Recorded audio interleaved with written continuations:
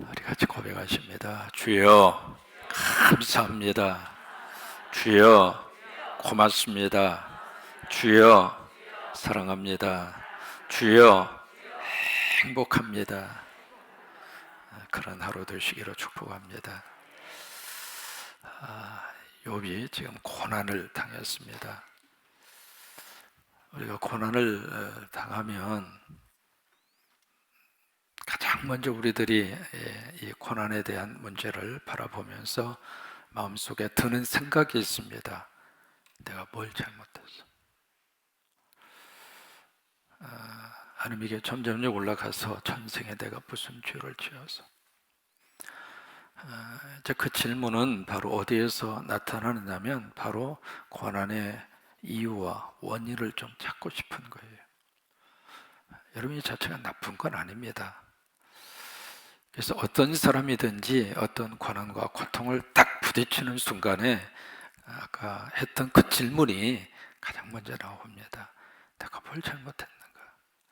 특별히 자녀들이 어떤 문제가 생겼을 때는 부모님들이 가장 먼저 가슴속에 드는 그 질문이 그겁니다. 내가 뭘 잘못했어 우리 아이에게. 그런데 이제 이 고난을 당했을 때 이 이유와 원인을 어떻게 쓰든지 찾아보려고 그냥 몸부림을 치면서 그 이유를 찾고 원인을 찾고, 물론 그것도 필요합니다만은 사실 이게 간단한 문제가 아닙니다.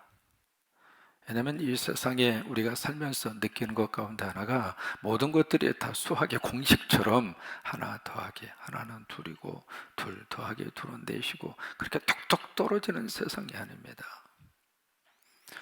그리고 또 하나, 우리의 삶의 현실 속에서 전혀 내가 이해할 수 없는 그런 사건과 일들이 얼마든지 일어날 수 있습니다. 그러면 고난에 대해서 우리가 그 다음에 중요한 것이 바로 뭐냐면 고난에 대한 태도입니다. 이 고난이라고 하는 것은 이미 벌어졌잖아요. 현실이잖아요. 아무리 이유와 원인을 책임중해서 밝혀낸다 하더라도 고난이 없어지는 건 아닙니다.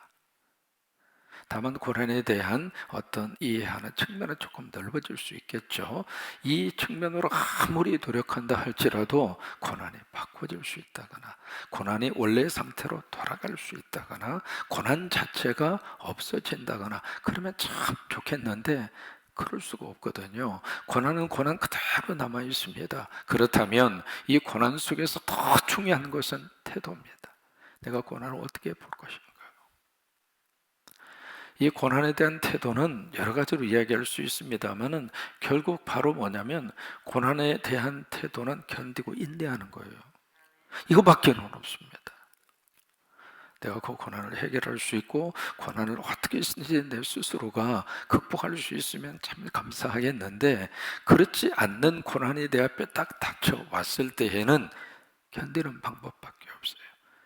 인내하셔야 돼요. 참으셔야 돼요. 그리고 그 고난이 지나갈 때까지, 그 고난이 내 삶 속에서 사라질 때까지 어떻게 쓰든지 이를 악물고 버티고 그리고 이겨내셔야 됩니다. 그게 고난에 대한 우리의 태도입니다. 우리가 욥기에서 배우는 게 바로 이겁니다. 친구들은 와서 욥에게 계속 이 문제를 지금 터치하고 있거든요. 네가 왜 이렇게 고난 당한 줄 알아? 네가 악하기 때문에 그런 거야. 네가 이 고난을 당할 수밖에 없게끔 네가 기억하지 못하고 생각해내지 못하는 큰 악을 범해서, 죄를 범해서 하나님의 벌 받아서 네가 지금 이 지경 이 모양이 된 거야. 그러면서 친구들은 이쪽 부분을 자꾸 이야기를 합니다. 그런데 이 욥기를 통해서 하나님은 욥을 통해서 뭘 보여주시는가? 그래, 그것도 필요하다마는 그것보다도 중요한 것은 견디는 것이다.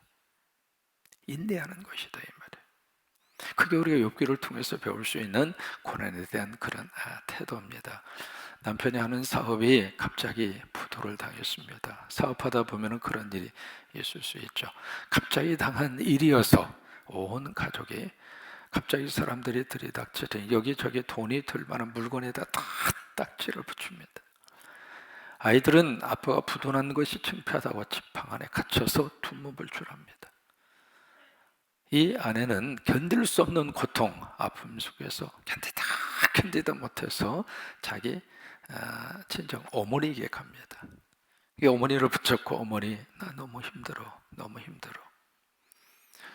어머니가 그 딸이 보는 앞에서 부엌으로 가시더니 냄비 3개를 바로 그 위에다가 이렇게 얹어놓고 불을 켭니다. 그래서 냄비가 펄펄 지금 이제 물이 끓고 있는 거잖아요. 그때 냄비 3개에다가 하나에다가는 당근을 넣고, 하나에다가는 계란을 넣고, 하나에다가는 커피를 넣습니다. 그래서 그 딸에게 그렇게 설명을 하는 거예요. 이 당근 처음에 단단했지, 그렇죠?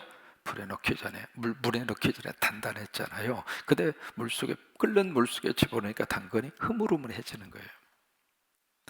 계란은 처음에 단단한 거 보이지만 약하잖아요. 껍질로 보호받고 있습니다만은 아주 연약하게 짝이 없잖아요.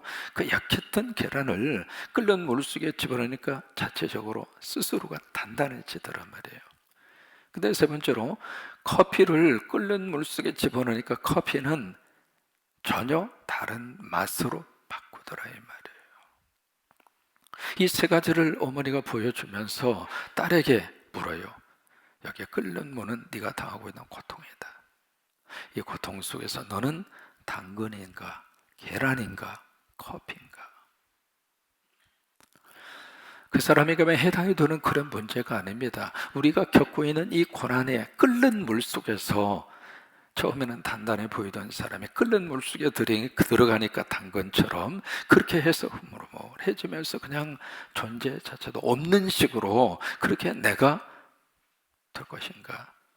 아니면 2번째 계란처럼 처음에 단단한 게 보이지만 약하잖아요. 약한 내가 끓는 물 속에 들어가서 내 스스로 아주 단단해지는, 다시 말해서 나라고 하는 것으로 철저히 갇힌 자로 그렇게 변할 것인가? 아니면 끓는 물 속에서 커피처럼 맛을 내고 전혀 다른 모습으로 바뀌어지고 나만 맛을 내는 것이 아니라 주변을 완전히 바꾸는 그런 커피가 될 것인가? 오늘 19장의 말씀은요, 욥기에서 아주 중요한 장입니다. 그래서 욥기 19장을 가리켜서 욥기의 절정이라 그럽니다. 3가지의 내용을 담고 있습니다. 첫 번째 내용은 욥의 친구들이 와서 이 문제를 자꾸 다루잖아요. 이 고난, 네가 고난당한 이유와 원인에 대한 문제를 다루면서 가장 많이 욥을 갖다 프레임으로 씌운 것이 악인입니다. 당신은 악인이다. 그러니까 이 고성을 당하는 것이다. 이 악인에서 벗어날 수 있는 길은 하나님 앞에 두 손 들고 회개하고 빨리 인정하고 나와라. 그게 이제 새 친구들이 욥에게 쓰인 프레임이에요. 악인이라고 하는 그 각도에서. 그래서 악인이기 때문에 악한 당신이 쳐놓은 그물에 당신이 걸려 들어간 것이다. 이게 욥의 친구들의 논리입니다. 그것이 이제 18장에서도 빌닷도 같은 논리로 그렇게 욥을 공격을 했거든요. 근데 거기에 대해서 욥은 어떻게 이야기하느냐면, 내가 악해서 악인이어서 내가 죄를 지어서, 물론 그런 측면 내가 부정하지는 않겠다. 그런데 현재 내가 당하는 이 고난만은 거기에서 온 것이 아니다. 그래서 내가 악인이기 때문에 이 고통을 당하고 당신들은 악을 범하지 않아서, 죄를 짓지 않아서 그렇게 편하게 먹고 살고, 그건 아니다. 늘 우리가 그런 생각을 쉽게 어떤 그 생각의 구조 속에 빠질 때가 있습니다. 옆에 있는 사람이 힘든 일을 당하잖아요. 그럼 머릿속에 저 사람 무슨 죄를 지어서 저렇게 벌을 받나? 그러면 나는 아무 일이 없으면은, 나는 아무 죄도 짓지 않아서 벌 받지 않는 것인가? 그건 아니거든요. 그래서 욥이 이제 19장에서 무슨 얘기를 하느냐면, 그거 아니다. 내가 악인이어서 이 고난을 당하는 것이 아니라 내가 당하는 이 고난의 출발이 누구냐면, 욥이 이제 그렇게 논리를 펴니다. 누가 나를 지금 고난 속으로 넣고 있는가? 하나님이다 이 말이에요. 이게 이제 전반부에서 욥이 이야기하고 있는 그런 내용입니다. 우리 1절을 보실까요? 욥이 이제 대답하잖아요. 2절입니다. 함께 읽으실까요? 너희가 내 마음을 괴롭게 하면, 너희는 누구냐면 3명의 친구입니다. 친구들이 와서 위로한답시고 와가지고 지금 욥의 마음을 어떻게 하는가 막 괴롭히고, 또 하나 말로 욥 자신을 막 짚어쓰고, 짚어쓴다는 얘기는 막 으깬다 그 말입니다. 고난도 힘들지만은 더 힘든 것은 주변 사람들의 말입니다. 아무 생각 없이 던지는 말도 있을 수 있고요, 위로한답시고 하는 말도 있고요, 생각하면서 했던 말도 있습니다. 그런데 그런 말들이 오히려 욥에게 있어서는 마치 자기를 으깨고 짚으시는 거죠. 3절입니다. 너희가 몇 번이나, 꼭 숫자로 10번, 그게 아닙니다. 헤아릴 수 없을 정도로 수없이 많이 당신들이 나를 어떻게 했어요? 참 기가 막힌 단어를 씁니다. 위로쳐봤던 그들이 위로가 아니라 오히려 욥을 학대하고 있더라 이 말이에요. 부끄러워 아니하는구나. 왜 이스라엘 친구들은 부끄러워할 생각도 부끄러워할 이유도 전혀 발견하지 못하는 거예요? 왜? 자기들은 욥에게 최선의 것을 하고 있다고 생각하고 있어요. 4절입니다. 비록 내게 허물이 있다 할지라도 그 허물이 내게만 있느냐. 그러니까 허물이 있다고 가정을 해보자. 근데 그것이 당신들에게 무슨 해를 끼치고 있느냐. 사실 그렇잖아요. 그러면서 6절에 이제 욥이 쭉 욥이 가지고 있는, 자신이 당하고 있는 고난에 대한 관점이에요. 6절입니다. 같이 읽습니다. 하나님이 나를 억울하게 하시고 자기 그물로 나를 애워싸신 줄을 알아야 할지니라. 이거요. 친구들은 당신이 악하기 때문에, 당신이 악인이기 때문에 당신이 저지른 그 악의 그물 속에 당신이 걸렸어. 그렇게 친구들은 이야기하니까 욥은 아니라고. 물론 내가 악한 측면이 있어서 그런 일을 당하는 것도 인정을 하지만은 지금 내가 당하고 있는 이 고난은 그런 차원이 아니라 하나님께서 이 고난을 시작하시는 것이라고. 여러분 이게 맞잖아요. 욥기 1장과 2장을 읽으신 분이라면 이 고난이 어떻게 시작됐는가 우리가 알 수 있잖아요. 그러니까 욥이 거기서 그걸 느끼는 거야. 아, 이것은 하나님께서 나에게 허락하시는 고난이구나. 하나님이 나에게 그물을 치시고 하나님이 그 그물 속으로 나를 얽으시는구나. 그거예요. 그 다음에 7절부터 쭉 그 22절까지 무슨 내용이냐면 그 하나님께서 그물 속으로 나를 얽히셔서 마치 나무를 뽑아버리는 것처럼 내 삶을 이렇게 뒤흔드는 바람에 내 주변에 한 사람도 남지 않고 다 떠나더라 이 말. 형제도 떠나고 친척도 떠나고 가까운 친구도 떠나고 철저하게 지금 욥 스스로는 사회적으로 세상적으로 고립된 절망의 상황에 빠졌다 그거예요. 여러분 힘든 일 겪으면 나를 향하여 찾아오는 사람도 간혹 있습니다만은 사실은 힘든 일을 당하면서 가장 힘든 것은 외로움이에요. 내 처지와 형편과 내 고독과 아픔을 이해해 주는 사람 만나기가 쉽지가 않습니다. 욥이 이제 그런 상황 속에 이제 빠져들게 됐죠. 그런데 이 속에서 욥이 기가 막힌 고백을 합니다. 그래서 욥기 19장을 욥기의 절정이라고 그런 거예요. 무슨 고백을 하고 있는가 한번 보실까요? 25절입니다. 같이 읽습니다. 내가 알기에는, 그 이야기는 나는 확신한다 그 말이에요. 나는 믿는다 그 말이거든요. 뭘 믿는가? 누가 살아계셔요? 나의 대속자가. 이 대속자라고 하는 말을 구속자거든요. 영어로 redemption, 구속이라고 하는 뜻이에요.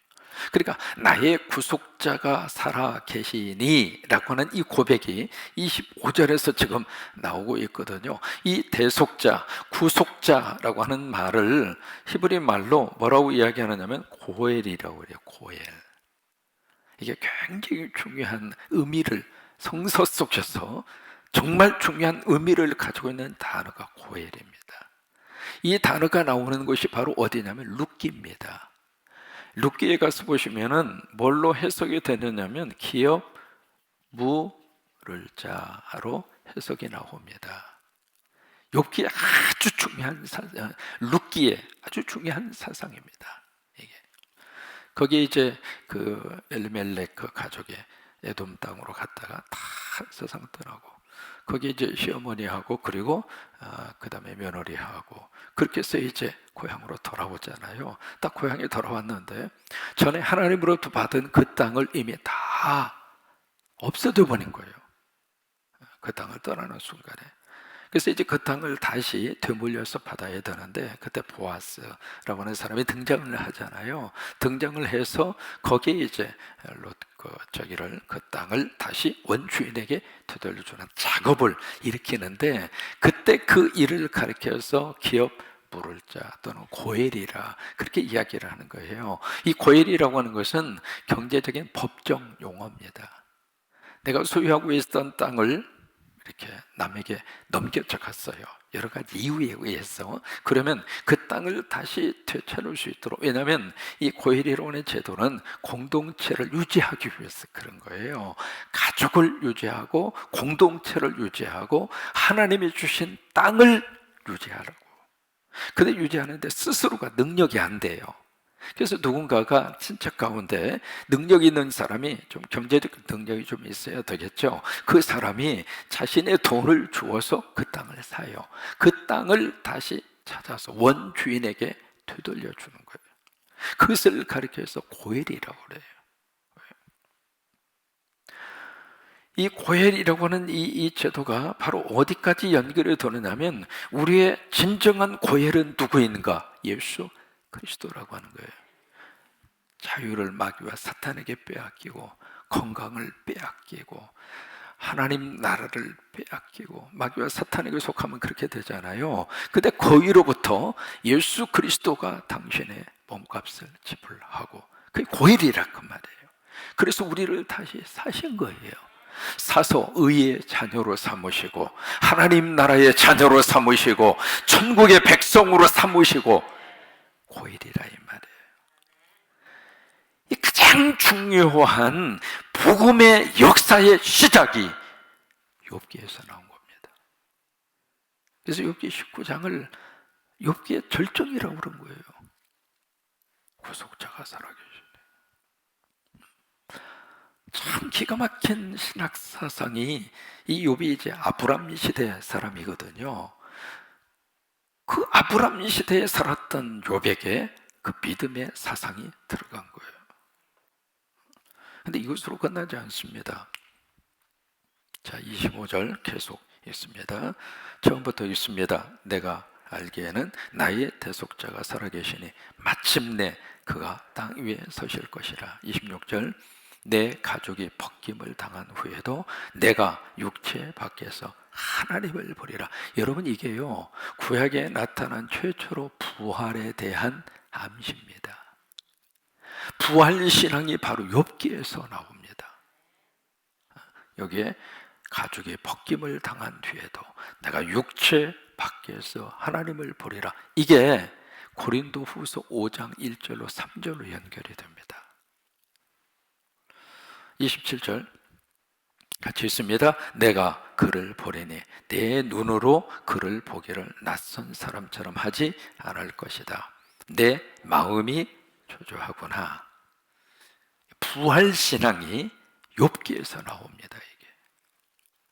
이게 이제 25절부터 27절까지 이것을 근거로 해서 나온 것이 찬송가 170장이에요. 찬송가 170장 펴보세요.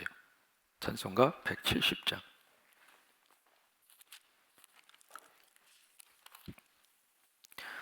찬송가 170장에 보시면은 내 주는 살아계셔라고 하는 이 찬송가잖아요. 왼편에 보시면은 맨 위에 C 웨슬리, 이게 작사자입니다. 작사자가 웨슬리, 찰스 웨슬리, 영국의 목회자죠. 그분이 이제 작사를 하신 것이고요. 그 다음에 오른쪽에 보시면은 맨 위에 G.F. 핸델이라고 되어 있습니다. 1741년 작곡자입니다. 이게 바로 뭐냐면 핸델의 그 유명한 오라토리오 메시아 있잖아요. 그 메시아가 1부, 2부, 3부로 되어 있잖아요. 그런데 그 1부가 바로 예언과 탄생이고 그 다음에 2부가 바로 순환과 속죄예요. 3부가 바로 뭐냐면 부활과 영생입니다. 그 핸델이 메시아를 3부로 그렇게 작곡을 하는데 그 3부의 부활과 영생의 근거가 욥기 19장 25절로 27절입니다. 이걸 근거로 해서 핸델이 메시아 부활과 영생이라고 하는 3부 파트를 작곡을 한 거예요. 그래서 그 곡을 가지고 와서 웨슬레가 여기에 이제 그 내주는 살아계셔 라고 하는 찬송가를 여기서 만든 거예요. 자, 우리가 두 가지만 말씀을 드립니다. 욥기를 읽으면서 조금 자세히 읽은 분들은 그런 생각이 듭니다. 욥이 하나님을 바라보고 하나님을 이야기하고 하나님에 대한 믿음의 고백을 할 때 이중성이 있다고 하는 것을 쉽게 느낍니다. 어느 부분에서는 막 하나님을 원망합니다. 하나님을 향하여 막 삿대질을 합니다. 어느 부분에 있어서는 하나님을 원수처럼 그렇게 대합니다. 하나님이 자기를 이 지경까지 만들 수 있느냐고 막 탄식합니다. 그 욥기 소리가 흔히 볼 수 있는 욥이 하나님에 대한 모습입니다. 근데 또 한편에 있어서는 어떤 모습이 등장하느냐면 그 하나님이 나를 구원하시고 그 하나님이 나를 끄집어내 주시고 그 하나님이 나를 도와주시고 이게 하나님에 대한 이중성이 그대로 드러납니다. 그러면 우리가 욥기를 읽으면서 과연 욥은 어떤 하나님을 지금 믿고 있는가라고 하는 생각이 드실 겁니다. 그러니까 하나님에 대한 욥의 이중성, 어떤 의미에서 모순처럼 느껴지는 그런 모습은 두 가지로 보셔야 됩니다. 첫째로 욥의 상황이 그렇다고 하는 거예요. 현실을 보면 너무 지금 고통입니다. 지금 남의 이야기니까 우리가 고난에 대해서 쉽게 이야기하는 거죠. 우리들 이야기라면 이렇게 말하기가 힘듭니다. 그러니까 현실 자체는 지금 너무 고통스러워요. 고통스럽기 때문에 욥은 하나님을 향하여 자신의 고통의 모습을 그렇게 표현한 겁니다.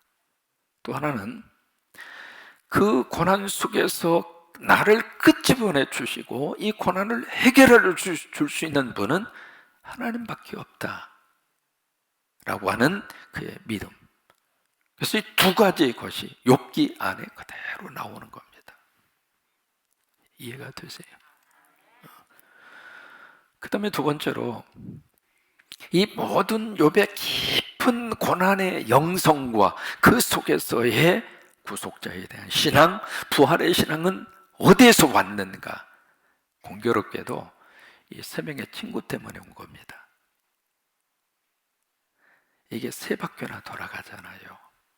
이 세 명의 친구들이 막 말도 아닌 말을 하고 공격을 하고 욥을 더 힘들게 하고, 그런데 그 속에서 욥의 신앙이 깊어진 겁니다. 그 속에서 욥의 신학이 깊은 데까지 내려가서, 그래서 시편 119편에 고난당한 것이 내게 유익이라 이로 인하여 내가 주의 율례를 깨닫게 되었나이다. 여러분, 그 말은요 그냥 나온 말이 아닙니다. 이게 세 명의 친구들 때문에 욥은 더 깊은 그의 신학이 거기서 생겨나게 된 거예요. 그 일랜드에 그 박 회장님 계시잖아요. 박성수 회장님 아시잖아요. 그분이 회사 일랜드를 쭉 이렇게 만들어 가면서 그 회사 안에 가장 자기를 힘들게 하는 분이 세 분이 계셨다고 그럽니다. 얼마나 힘들게 하는지 그냥 그걸로 끝내고 그걸로 정리하고 싶었는데, 그래도 기도하면서 그래도 품고 그렇게 해서 이제 끝까지 그분들을 품어서 그 회사에서 함께 그 회사를 일구어 가는데, 나중에 한 10년 정도 이렇게 지나다 보니까 그분들이 가장 그 회사에 가장 기둥이 되어져 있더래요. 그래서 참 고맙다. 내가 잡기를 잘했구나. 내 품어주기를 잘했구나. 그 생각을 하고 그러고 있는데 어느 날 기도하는 가운데 그분이 이제 장로님이잖아요. 기도하는 가운데 하나님이 그렇게 질문하시는 듯한 음성을 들은 거예요. 야, 생각해봐. 누가 가장 변했니? 가만히 생각을 해보니까 괴롭히고 힘들게 했던 그 세 명의 친구들이 변한 것도 변한 거지만 가장 먼저 변한 것은 본인이더라 이 말이에요. 욥이 그랬습니다. 우리가 욥기를 함께 묵상하면서 사실은 욥은 다른 사람이 아닙니다. 바로 내가 욥입니다. 그 세 명의 친구들은 다른 사람이 아닙니다. 내가 엘리바시도 돌 수 있고 빌다시 돌 수도 있고 소발이 돌 수 있습니다. 여러분 오늘도 이 욥기의 말씀을 마음에 새기면서 승리하는 하루가 될 수 있기를 축복합니다.